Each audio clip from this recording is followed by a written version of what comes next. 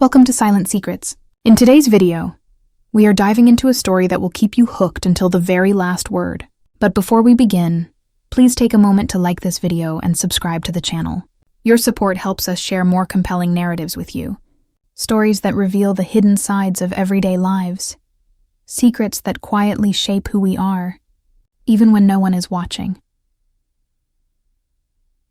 The beginning. A quiet Saturday. It was a peaceful Saturday afternoon. One of those days when the world outside seemed almost too calm, as though life itself had slowed down. The house was unusually quiet, the kind of stillness that carries both comfort and unease. My husband had gone out for a last-minute golf game with his friends. Normally, these afternoons gave me a chance to unwind, to enjoy the simple silence of an empty house. But that day, the quiet didn't feel comforting. Instead, it felt heavy, as though the walls themselves carried whispers I couldn't quite hear. My stepson Ethan, 22 years old, was upstairs. I could faintly hear the soft hum of his music drifting through the ceiling. Over the past few years, Ethan and I had built a relationship that was steady, if not extraordinary. He wasn't the type to express himself openly. He carried himself with the kind of reserved confidence that young adults often do, half sure of who they are, half terrified of the world waiting outside. I had always respected his privacy.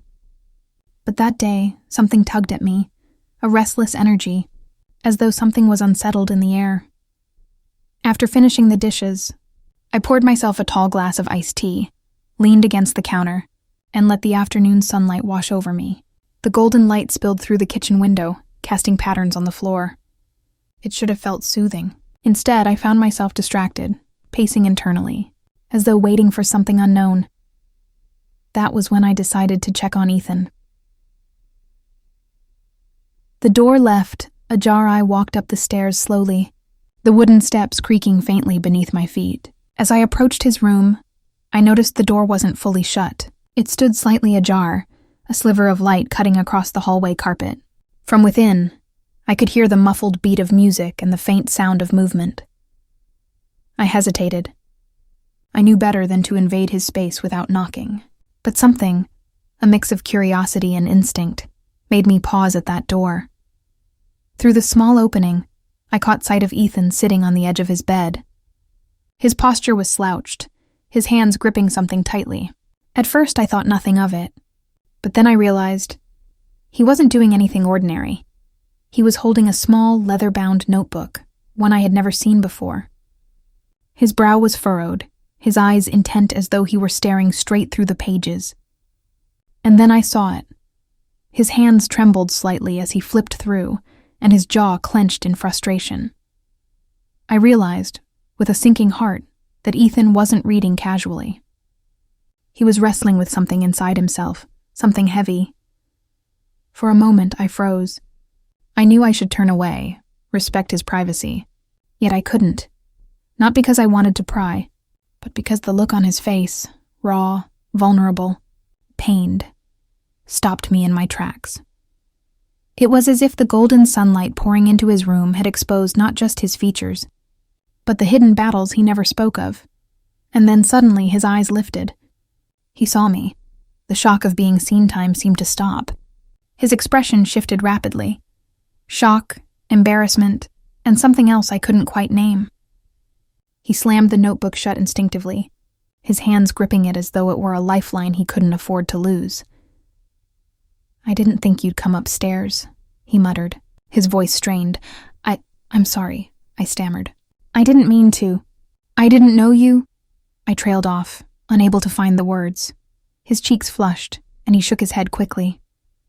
"It's fine, just give me a minute." His tone wasn't angry. If anything, it was pleading. I nodded, retreating down the hallway, my heart pounding. I leaned against the banister, my thoughts a whirlwind. What had I just seen? A secret journal? A confession? Or something darker? One thing was clear. Ethan was struggling with something, and he didn't want me to see it. But now that I had, I couldn't unsee the pain in his eyes, the conversation that changed everything. Minutes later, his door opened. Ethan stepped out hesitantly, the notebook now hidden away. He leaned against the doorframe, his posture tense but his eyes softer than before. Sorry about that, he said quietly. I didn't mean for you to. It's okay, I replied gently. I should have knocked. I wasn't thinking. He gave a faint, nervous laugh.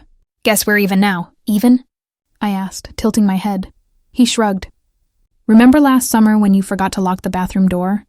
I walked in by accident. Heat rose to my cheeks at the memory. It had been nothing, just an awkward moment quickly brushed off. But hearing him bring it up now made it feel different. I guess you're right, I said with a small laugh. The tension between us eased slightly, but beneath that thin layer of humor, I sensed something heavier lingering. Finally, I asked, Do you want to talk about it? Whatever's on your mind. His eyes widened, and for a moment he looked like a child again, uncertain, scared of saying the wrong thing.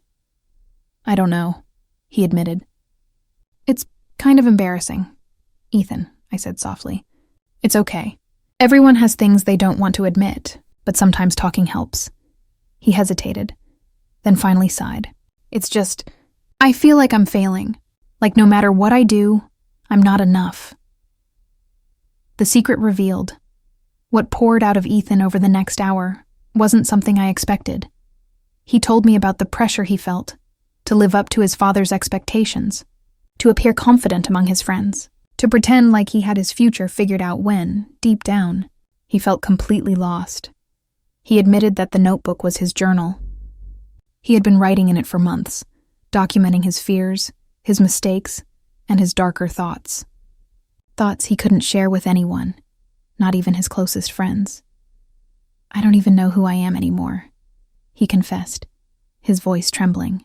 I keep trying to be what everyone wants me to be. And when I can't, it feels like I'm letting everyone down. Sometimes I don't know if I can keep pretending. My heart ached at his words. I realized how much pain he had been carrying silently, how skilled he had become at hiding it behind casual smiles and quiet confidence. Ethan, I said softly, my voice steady despite the lump in my throat. You don't have to pretend. Not with me. Not ever. For the first time in a long while, his eyes met mine directly, and in that gaze I saw both fear and relief.